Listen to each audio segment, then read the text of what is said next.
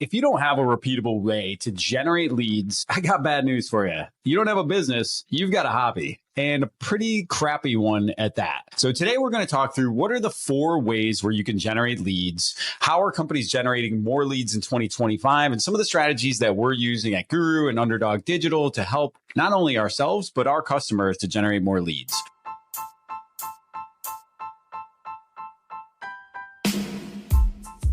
Welcome to Payrollin', the show where you will learn how to operate and grow your payroll business from the most dynamic minds in the business. If your company offers payroll services, this is the podcast for you. And now, here's your host, Matt Vaadi. Let's go.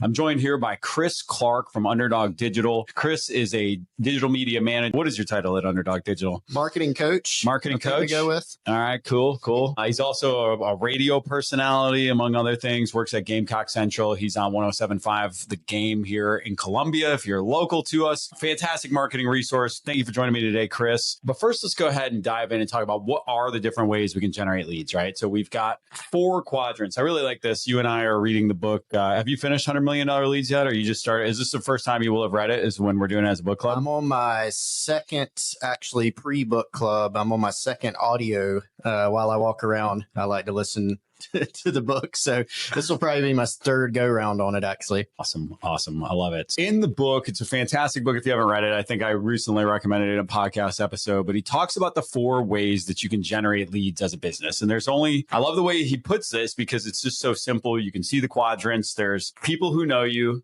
people who don't know you. So cold audience and a warm audience. There's one-to-one and one-to-many. So one-to-one cold, one-to-one warm, one-to-many cold, one-to-many warm. So we're going to talk about some of the different ways that we're leveraging each of those different quadrants and different things, what's working, what's not working, and how we adapt and adjust based on what's working there. But first, what are some of the things you've seen that are working for payroll companies right now? Well, I think a few different buckets there. One that I love that Guru does a great job of is you hit their website and you get 42 HR templates, right? And I absolutely love this one because a lot of people think, hey, I'm starting a business. I have a business. I need a website. And you're right. You do need a website for many reasons. But a lot of people get hung up on the design or maybe even how much traffic they're getting. Obviously, traffic's an important metric if you're talking about a website, but what are you doing with the space and the real estate, so to speak, on your website, right? So a lot of people love to, when they're designing a website, let me put an email box that says subscribe to what? Where are you asking me to subscribe to? It sounds like a chore. What am I getting in return? And often people say something like, get the latest, keep up, find out more, which is a little bit better than those others, but still not great. Now, when you go to Guru's website, what are you going to get? 42 free HR templates, right? And Guru gets an email in exchange, and then they get obviously tremendous value by getting 42 free HR templates. So I absolutely love that example. Another thing I think you see in that is people sometimes are afraid to quote unquote give away some secret, right? But we found a lot of value in Guru doing this because it leads to higher conversions when somebody does hit their website. You can obviously use those assets like free HR templates, even in other avenues of marketing like cold outreach, where as opposed to asking somebody if they're interested in something, you can present them with something that's immediately valuable to them in exchange for their email or a call or something of that nature. So absolutely love templates and or just Matt doing something that's different than, hey, give me your email for no reason at all. It's interesting because the 42 free HR templates we can use at every stage of the funnel. So that's the thing I like about it the most is this cold traffic shows up at the website. Boom. They can now get into and become a warmer lead by taking advantage of getting a great resource. This is literally when I remember sitting down and creating the 42 free HR templates. It was like, what are the things that every client asks us for in the first 90 days? And let's just put it all together. So, it's a performance management. It's a new hire packet. It's a termination checklist. It's all the stuff that every business needs for their HR that we just went ahead and put into one thing and said, hey, let's give it away. And it was based on this philosophy. So this is funny because I actually had to look this up this weekend. We're just coming off of Mother's Day when we're recording this right now. And my wife loves coconut cake. And so this restaurant in Charleston, the Peninsula Grill, I don't know if you've ever heard of it. It's right there on the corner of Market Street down in Charleston. If you're ever in the area, go check it out. For the record, if you buy one of their coconut cakes delivered to you in the mail, like a dry frozen or however they do it, how much do you think this coconut cake costs? You got to bro me and you got to guess low because I'm going to go high. So make sure you guess. Like, this is a good tip to everybody listening at home. Hold on. I'm turning the camera to me here. When one of your friends asks you to guess a number, like, if you know that they're going to go high, you got to go low. You got to be a bro. Like, so if you say $500 right now, like you're really, because then I'm going to come in and be like, it's $270, Chris. Like, thanks a lot for blowing up my number. Like, no, it's not $500. What are you, ridiculous, man? Of course it's not $500. All right. So you didn't get to guess. That's me talking over you as usual, but just be a mensch, like help your homies out. Don't guess high. All right.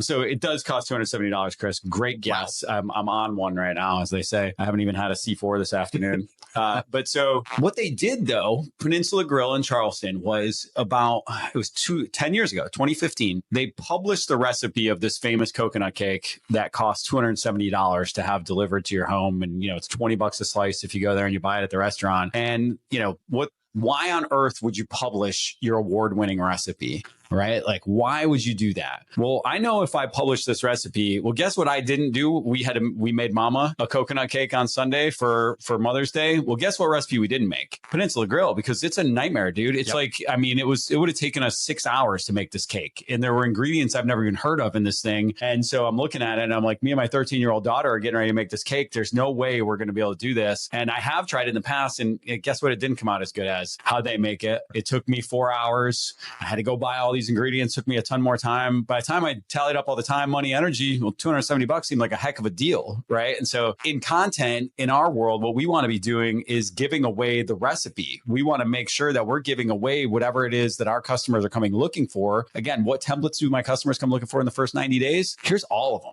Let's rock and roll. So I love that. Where does that fit, right? Let's think about that. So if I go to the Guru website, I get a free resource, free download. And just for people's knowledge out there, we probably get 60 leads a month just from that form on the 42 Free HR Templates landing page. So it's a good lead magnet for us. Where do you think that fits in terms of the quadrants? One to many, one to one, cold, warm? It's one to many, I think, because it's coming off of your website, which obviously is not, an outreach unless it's somebody finds out about your website from a one-to-one cold email communication. That's very possible, obviously. Or if you're just saying, hey, do you mind if I send you these HR templates instead of, hey, can I run payroll for you, right?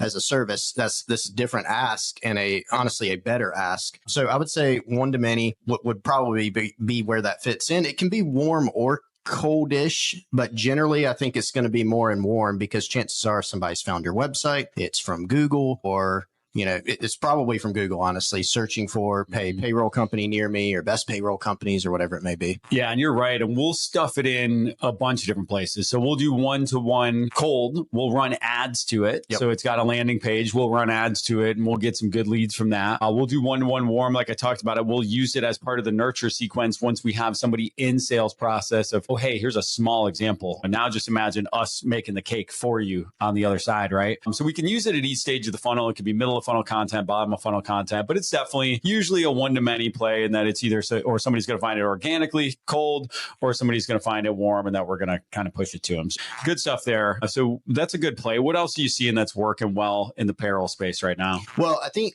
so let's talk about cold email. It can still work. I've tried to talk to a lot of people and learn from people who are really, really good at email marketing. And the funny thing about it is you're not going to get the same answer, even from people who are really good at it, right? Some people send from one domain, send from 50 domains, send this amount of emails per day, send way more than that, use one sentence emails, make very, very long emails, right? You will get those answers and everything in between, and you'll get them from people who've had success, right? So the point is, yes, you have to have strategy, but don't get so bogged down in that you never start, right?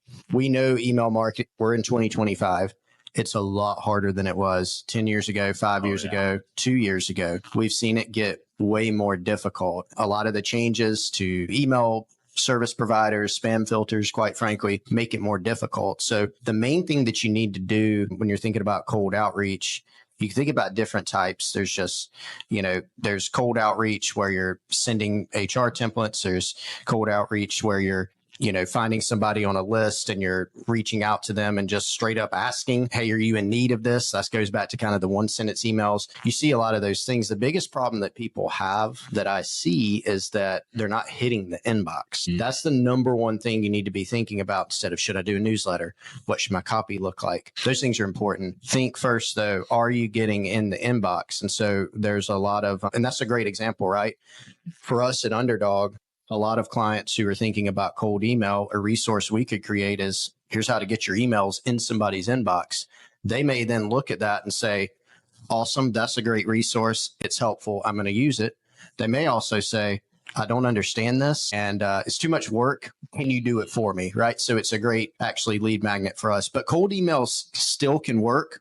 2 keys, get it, 3 keys, get in the inbox, add some type of value right there. And you've got to be able to achieve scale. You can't send 100 emails in 2025 and say, where are my 20 leads? It's just not going to work.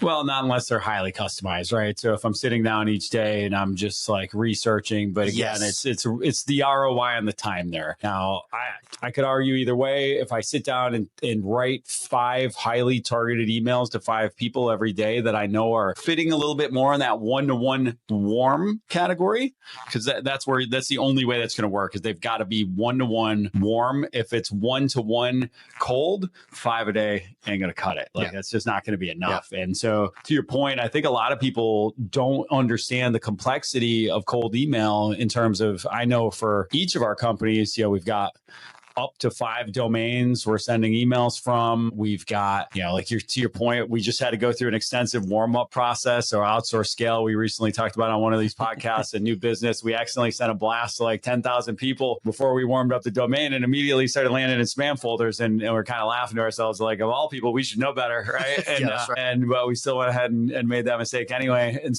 look, if you're just going to send 25 cold emails a day and you want to send them from your primary domain and they're going to be a little bit more nurtured, great. I would say with tools like Clay and what you have out there today to be doing that is, as much as people hate Clay and AI email and just sort of what it is and what it stands for, you're kind of wasting your time trying to sit around and send 25 batch emails out of your inbox directly and not using the tools available to you, things like Apollo, Clay, and what's the one you love? You love Sales Handy? Sales Handy is a good one too. Yeah, absolutely. Tons of good tools out there for cold email. And I hate to break this to you, those of you that hate getting your inbox filled with cold email, your inbox is filled with them because it works. I mean, it stinks. Not anybody wants to say that, but we have another cold outreach tool that works way better. I know this as a customer of Underdog Digital because it's crushing for us right now at Guru. And what's the cold outreach that is crushing most for payroll companies right now? Yeah, LinkedIn is fantastic. I mean, it's the biggest and best, B2B platform out there. LinkedIn lets you get, if you want to, more granular with what you're doing because, and you just kind of think about from a common sense perspective. Put yourself in the shoes of somebody that you're reaching out to. Let's say it's somebody completely cold. If I got a cold email from Matt Vaadi, it could be literally the exact same message. If I don't know you, maybe you've included some type of resource in your email. Maybe you've given me a website. I've got to go click the link. I've got to go do some research. Maybe you have your picture. Maybe you don't. As opposed to LinkedIn, right? I go to LinkedIn. I get cold outreach from you. Now you've got basically kind of your persona. You've got a bio. I can go to your page very easily in one click. I can check out, does he look put together? What does his bio say? Where has he worked? What does he do? Who does he serve? I can look, do you have posts? Do you post regularly? Who are your connections? Do we have anybody in common, right? So LinkedIn gives you more answers immediately to where it kind of just lowers the tension, I think, on LinkedIn. And so you typically see better response rates from LinkedIn. Something that we're doing a lot right now, experimenting isn't the right word, I don't think, because there are actually a lot of data that shows this works better, but we're starting to combine email outreach with LinkedIn sequences all in one, right? Because sometimes you may get, hey, here's a list. Let me send cold outreach. Here's maybe that same list or a similar one where there's some overlap. Let me send LinkedIn campaigns where I'm connecting and I'm automating messages to those people. And it can get confusing if you don't do it the right way. So if you build in sequences where you're hitting those steps, it becomes more powerful, over a short period of time. Are you doing those in Apollo, or where are you doing the ones that include the omni-channel approach? Apollo is an option for it. You can also do it in Sales Handy, which is one thing we do. One thing to keep in mind is, and I actually do them in Sales Handy. So Apollo, I couldn't speak as much to how you do them in there, but you are creating a little more manual work when you do them in Sales Handy. For instance, let me give you just a layout. Typically, you're going to have 3 to 5 emails in a sequence. Let's say day 1's an email, day 3 is a LinkedIn connection, day 5 or 6 is an email, day 7 is a LinkedIn actual message. You're not going to be able to automate the connection. You're not going to be able to automate the message. That can be okay, though. It gives you a way to pretty quickly do it. Go through, mark it as complete. It moves you to the next task in the stage. And by that time, if you've gotten through all the stages, and let's say your LinkedIn message is last, you're going to have some data on that person. Have they opened any emails? Have they interacted? If they've replied, we might have already moved to another stage where I don't need a LinkedIn DM anymore. And so you've got some data where you can now go back and kind of customize your message at the end. You see customization work great. You see cold outreach on DM work great, where it's literally completely automated, where you're connecting and sending out campaigns, kind of like cold email on LinkedIn. So there's not a silver bullet answer, but you should be using LinkedIn. If you're not, you're missing out. Yeah. And I think when you think about this in terms of lead gen, right? So this goes back to when I'm a sales rep carrying a bag at a Fortune 500 company. Every single month, we would have somebody from the sales team create a campaign. It would be omni-channel like you're describing. It would be multiple steps. This stage of the game, this part of the game has not changed. Like, we have to be creating omni-channel, multi-step campaigns when you're doing cold outreach. Phone's not enough, email's not enough, LinkedIn DM's not enough. Like, we've got to hit them multiple places to make sure that they know who we are. And I know that some of you, again, it's very easy to get lost in this world of like, boy, I sure hate it when that happens to me. Well, again, I got bad news for you. It happens because it works, man. Like, it works. And so, we just saw it happen this week. I see these people come in after that 3rd, 4th, 5th touch, right? Where it's like, if I was doing that manually, I would have given up by now. And that's how we used to have to do, right? It was like, you could maybe send the mass email, but then we always have a phone call component of it, which is obviously manual, right? And I mean, now don't get me wrong. In our CRM, we have the AI voice thing, which I am very hesitant to play with. And Underdog provides us with this awesome CRM with a bunch of preloaded templates and tools. That little AI bot has been tempting me down there, but I have not turned on the voice yet. So if you start getting cold calls from me that don't sound anything like me, you'll know that I finally fell to the AI bot. But so, all right, so that one's good. So we've got one-to-one outreach cold, but at scale. So that's kind of the cool thing about that, right? So it fits into that quadrant of one-to-one to cold, but we're doing it at scale. So I love that with, cold email, cold LinkedIn outreach. Again, like the thing nobody wants to hear, because all of our LinkedIn inboxes are filled with junk, is that like, you're probably going to keep getting more for the foreseeable future. And like I tell people all the time, like, especially if you're on the free plan on LinkedIn, you should know that if you're not paying for something, you are the product, man. Yes. Like, I mean, you are the product. So it's a very simple equation. It's Facebook 101, right? Now, one of the hardest ones for us over the years, and we still have not cracked the code on this. So I'll be interested to hear, I know for a lot of our payroll companies, we've done well with this, with things like what we described, running paid ads to a landing page for a resource that you can download, and then we're going to get leads. They're not the warmest leads, right? They tend to be mixed quality, but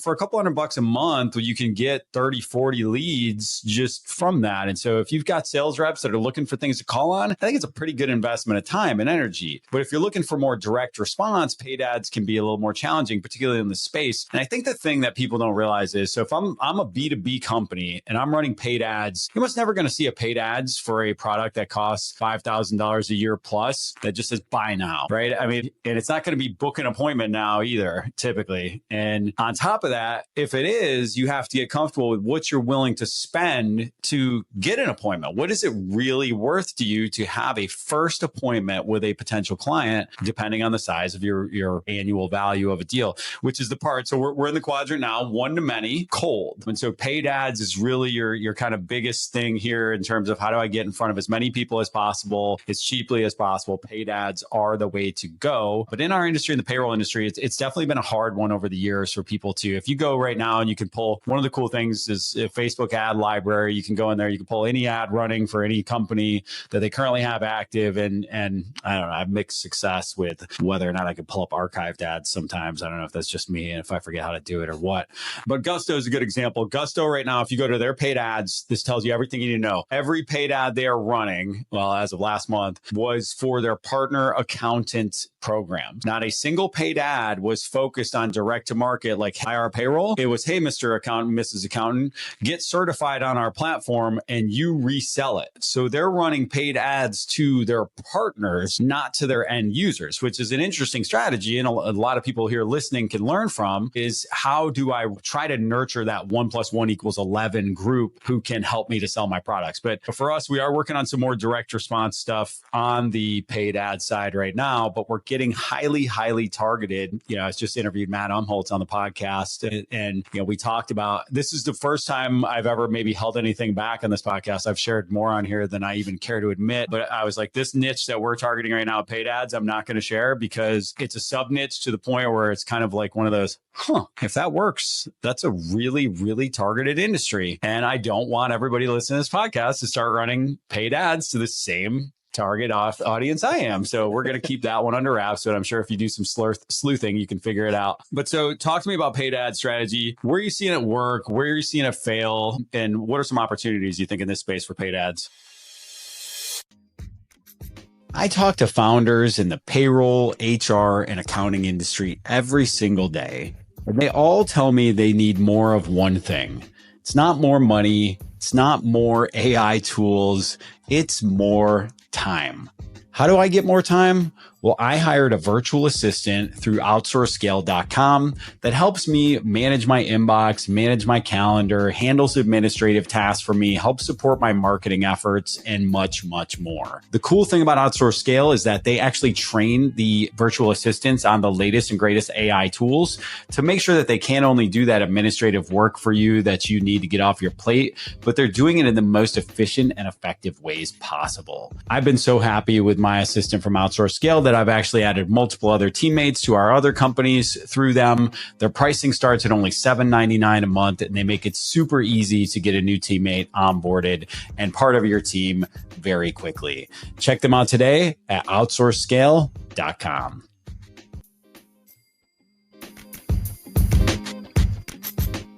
Well, earlier you brought up Alex Hormozy, and I don't think anybody's as good as he has been at paid ads. He's had massive success with it. And so a lot of what we've learned and implemented, you know, whether by design or just because it's smart and sometimes just common sense, frankly, works in this space. So the biggest thing I think with paid ads is a lot of people say, and I've had people call me recently about this, I want to run some paid ads. And my first question is why?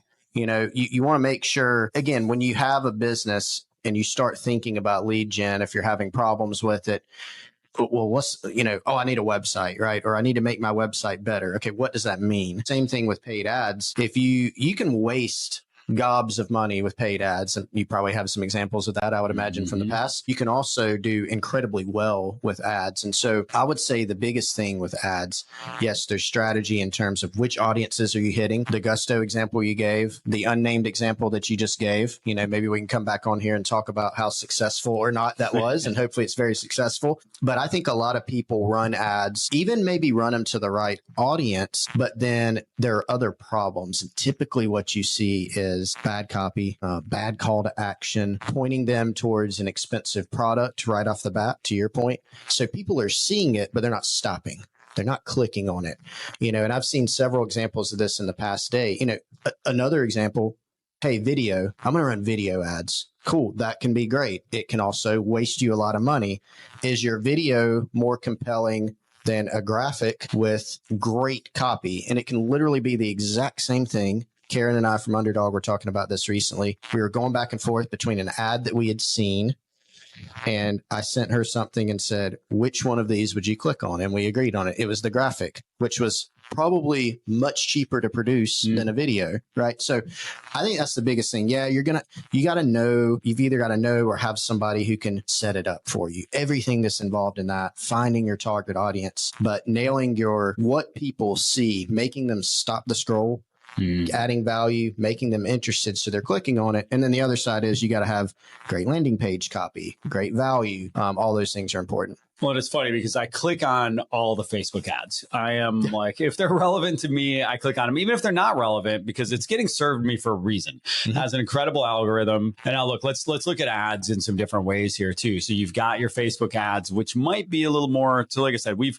probably the most success we've had on Facebook at Guru has been to the 42 free HR templates, because it is a good way to stir up cheap leads. But again, the quality, kind of mixed. Now, at Underdog, we're serving a whole bunch of people with a whole bunch of different types of paid ads. And we've had more success with some of those other industries than ours running search ads, right? So a search ad would be Bing or Google, where, hey, every time somebody's searching for the term PEO South Carolina, I show up as the sponsored ad at the top of the page instead of a cold ad, which is just going to run in the feed and, maybe pick up on. Now, here's the thing you have to remember too, man. Facebook is crazy for this because we started Outsource Scale. So it's a virtual assistant staffing agency. We're finding Filipino virtual assistants that are getting trained on AI for companies here in the US. But so as soon as I started checking out some of my competitors' ads, I clicked on maybe 2 of those ads, and then I started getting served every other competitor in the virtual assistant space, their ads. So basically, if you're a payroll company, and this is happening to me right now because I'm doing research on the payroll companies' ads, I'm getting 5 payroll companies' ads per day. So that means you're paying for another company to also get put in front of me at the end of the day, right? So like now Facebook says, cool, you're interested in payroll services? Well, let me throw these other 5 payroll companies in front of you too, which I think is crap because I'm like, man, I just wasted all this money on an ad and then you served them up every one of my competitors at the same time, dude. So that bothers me as a consumer, but as a researcher, it's actually super helpful. And I got to tell you, some of y'all listen to this, I'm seeing your payroll Facebook ads and they're awful, just terrible. It's like, do you want a better payroll service? Do you want to save hundreds of hours a year? Man, like who is doing payroll now that's going to save hundreds of hours a year by switching to you to use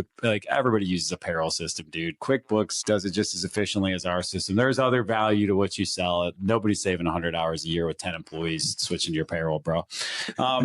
So that piece is important, but let's go back. One thing I want to touch on there with ads though, because people will often get hung up on how expensive ads are. And one place where we hear where they're very expensive is LinkedIn, right? So LinkedIn ads are kind of known for being expensive, but until you've sat down and done the math, what you can afford to pay to acquire a new customer, you really don't know what expensive means yet. So for example, if you told me, if I came to your office right now and said, hey, I'll sell you appointments, baked appointments for $200 a piece, you'd probably look at me and be like, dude, I'm not going to pay you $200 to set an appointment for me. Like, that's crazy. That's so much money. Whereas if you sat down and did the math and said, all right, what's the average lifetime value of my customer? So, they're with us 7 years. They spend $20,000 a year with us. It's $140,000. How many meetings do I have to close a new deal? Well, for every 5 meetings I have, I close a new deal. Right? So for every $1,000, I close a new deal. So I can spend $1,000 and get $140,000 in lifetime value. That's an astronomical, the charts low cost of customer acquisition. And obviously you're going to have other things that are going to play into that cost of customer acquisition beyond just the ad spend, the sales rep salary, and the other marketing you're doing around that. But you've got to know those numbers before you go ahead and start running ads. Because that to me, whenever I'm over there helping out with Underdog is like, to your point, we want to run some ads. Well, do you know exactly the offer to exactly the audience and what you are willing to pay to acquire those customers? If you don't know those things, go back to square one. Yes. Yeah, I mean, and ads are, yes, they're an expense, but, if you think about, okay, I'm going to spend, let's just use a round number, if you're spending $50K on ads versus, okay, I'm going to hire a sales rep for $50K, which one is going to produce more for you? If your $50K employee is producing for you, that's a great investment. It's a cost. But a lot of people, I think you're right. A lot of people look at ads as ads are expensive. Well, employees are expensive, and they are human. There can be other issues there there, which you could speak to a lot better than I can. But, when you're thinking about ads, again, I think to go back to the point from earlier, you don't need to just decide on a whim, oh, we need leads, we got to run ads. You might be taking something that can be expensive and flushing it down the toilet. It's all about the return. And if you can take $10 and have $10 create you on average 100, that's not expensive. That's an investment and a really good one at that. All right. So we've hit on one-to-one outreach. We've got LinkedIn DMs. We've got cold email. We've obviously got cold calling. And, some of this is like, it's funny. At Underdog, we had this, I wouldn't call it a revelation, but just a moment where I had to talk to Karen, probably talked to you about it over the years too, where it's like everybody comes to us and says they want marketing services, but what they really want is leads. Yeah. Right. Let's call it what it is. Like marketing's great. Everybody wants to have a cool brand and get impressions and views and likes and all that, but it doesn't matter if it doesn't turn into business, and you can't get business without leads. And again, warm, cold, whatever, you still got to have them. And so, the thing that people often, if you're newer in your journey in entrepreneurship or whether it's in payroll or anywhere else, you've got to know that you've got a phone full of leads before you start. So you've got your contacts direct that you can reach out to, call, text, email. Now you've got go to each social channel, work through it. All right, now I've got all my LinkedIn connections. Now I've got all my Twitter connections. Now I've got all my Facebook friends. Now you have a ton more leads than you ever anticipate. It's just like, you're too scared to sell is the reality, right? And this is, I've had a lot of hard conversations with people over the last couple of months where they think they want to start a business. And then I explain to them how to go out and validate the idea. And then they go, yeah, I'm definitely going to do that. And then you'll check back in a couple of weeks later and they'll be like, dude, no, I'm just busy building the products. It's like, a lot of products been built with no users, man. So we've got to be conscious of that. But so we've got, let's not leave the phone out of it. Right? That's so important. The phone still works. My phone rings less than ever. Let me just say that again. My phone rings less than ever on legitimate calls. So especially from your local market, you've got this opportunity to call from an 803 number if you're in Columbia, South Carolina, and get directly through to somebody. Every other call is coming through as spam. So if you pick up your cell phone and make a call to somebody, you're not showing up as spam and you can cut straight through the noise. But the kind of last piece, I think, when we talk about, one-to-one, one-to-many, warm, cold, is content creation, right? So organic, attracting people to you by one-to-many, by creating content. And again, that can be cold in terms of I'm just firing a piece of content out there and I'm hoping people find it through SEO or whatever the case may be, or warm in that I've built an audience of followers and now I'm posting and they're reading it, right? So LinkedIn would be a good example of that.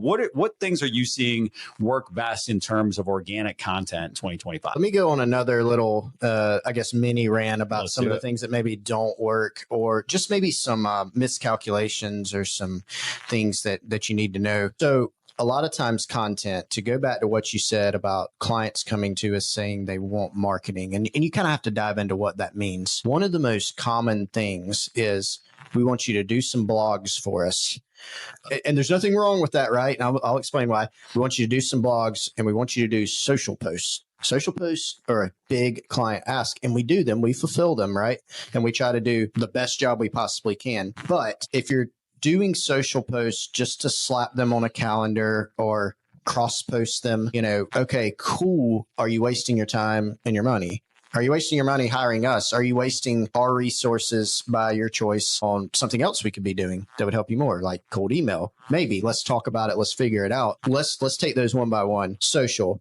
A lot of people think, I'll make some social posts. People will see my business. Not necessarily, especially on platforms, LinkedIn, Facebook, that reward you for paying them. Twitter, X, get your blue check mark. Oh, there's another level of blue check mark that'll get you seen more, right? The more you spend, the more you'll get seen. And so just filling out a social calendar and posting doesn't necessarily help you. Your engagement is actually more important. And there's nothing wrong with posting a social, because remember the example I gave earlier, if Matt Vaadi DMs me, I would like to go to his profile and see what he's written about. Does he know what he's talking about? But if you think people are just going to magically find your content if you post every now and then, probably not. But are you engaging with people on social? Commenting and not just putting in the comments, thumbs up or cool comment.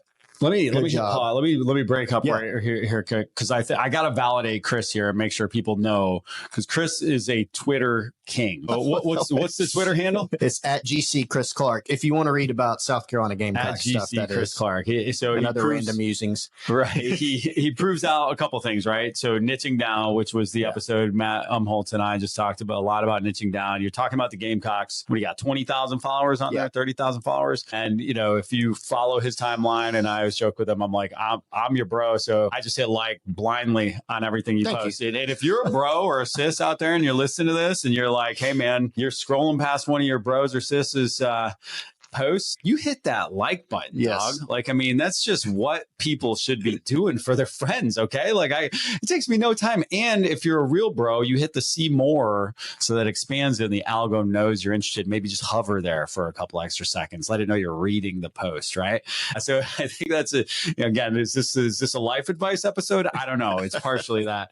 So Chris knows and has, if you look at Twitter, is probably the training ground for social media better than any other, because in order to be relevant on Twitter, and you tell me if I'm wrong here, you have to post 5, 10, 15, 20 times a day to really grow an audience on Twitter. Yeah. And admittedly, don't take my own medicine here sometimes. My tweet volume has gone down over the years, but the way to grow an audience is you definitely have to post more. And Twitter is more informal, it's shorter, it's more stream of consciousness. Is it more toxic? Yes, certainly. But it's better for certain audiences. One thing that we found, by the way, with Underdog Sports, which is our sports marketing arm of Underdog Digital, is we were kind of trying to apply at first, or we thought, hey, let's do some sports outreach for certain types of clients on LinkedIn. It works everywhere else.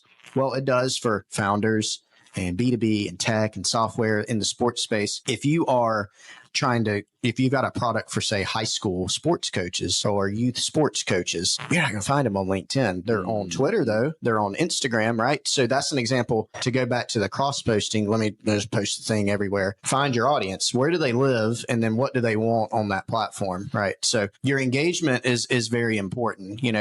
I appreciate your likes on Twitter. That if I didn't know you, I'd be like, who's this guy that likes my posts at 10:30 at night all the time? Sometimes 1 a.m. 1 a.m., whenever. But, your interactions help. And there are actually examples of people who, you look at, say, their LinkedIn, and they don't post every day, but they're interacting like crazy with people, and they're adding value, and they're going people's DMs, and maybe not just selling them something, but seeing how they can help. And those people do extremely well. So it's not just about, let me post 1,000 things and see what happens, right?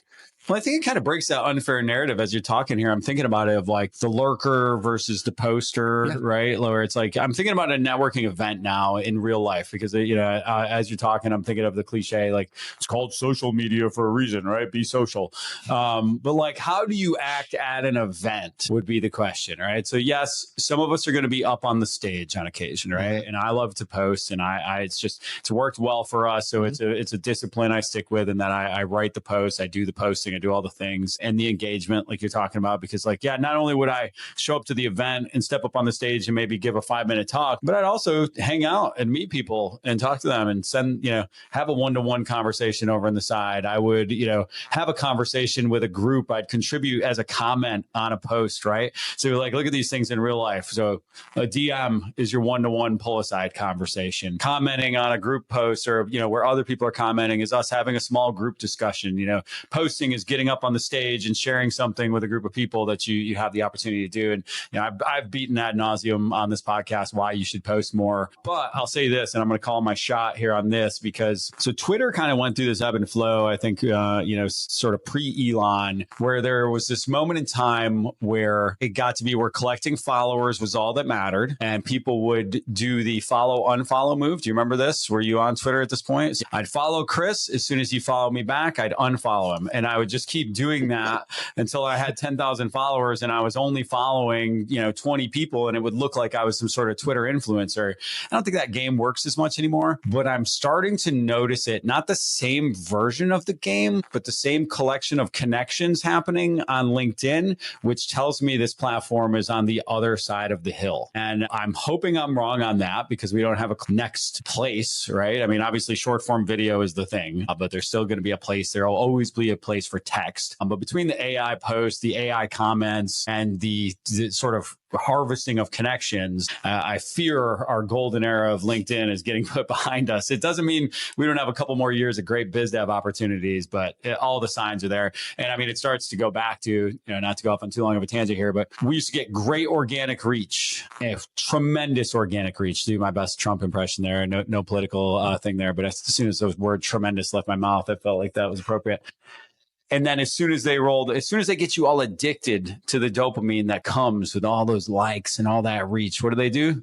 They roll out paid influencer ads. Yep. Then the reach drops, and then it drops more, and then it drops more. And so you just get so desperate that you're like, I might have to pay for that reach again. And so we're already there. And that's every social platform has gone through that iteration, right? Facebook did it, Twitter did it, Instagram did it. Like they all do it. Like it's just the playbook that LinkedIn followed. Well, and that's why I think to the extent that you can take advantage of the algorithm when we're talking about LinkedIn, Facebook, which I don't like as much as it's got some great value. I personally don't like it as much. I don't like dealing with it as much, but that's like a personal preference, right? Like you deal with things all the time in business you don't like. Twitter, it's fun, right? Like it's better. It's easier to interact with people, but you don't want to be beholden to those platforms, right? Because you're just an algorithm change away. You think about YouTube. A lot of people, there was kind of a phase, on YouTube, and it still happens where we don't like what you said, demonetized, boom. Mm-hmm. And if your whole business is built on it, whoops. Now,